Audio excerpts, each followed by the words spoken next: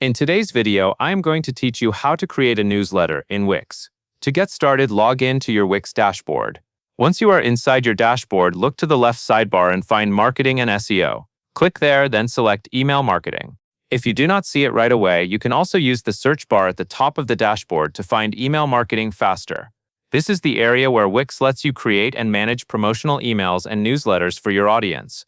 Once you are in the email marketing section, click Create Email or Create Newsletter depending on the option you see on your screen. Wix may show you a selection of templates at this point.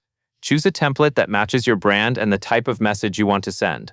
It is a good idea to pick a layout that already feels close to your final design because that can save time while editing. After that, use the editor to customize your newsletter. You can add your own text, images, and links to make the email useful and visually appealing. Keep your content clear and organized so readers can quickly understand your message.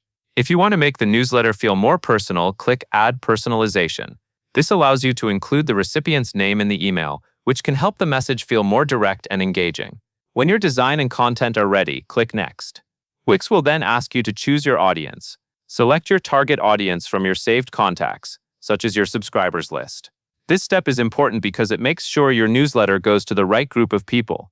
Next, add your subject line. Make it short, relevant, and easy to understand, since this is what people will see before opening the email. Before sending it out, send a test email to yourself. This gives you a chance to preview the layout, check your links, and make sure everything looks right on both desktop and mobile. Once you are happy with the final result, click Send if you want the newsletter to go out immediately. If you would rather send it later, choose Schedule and set the date and time that works best for your audience. That covers everything you need to know.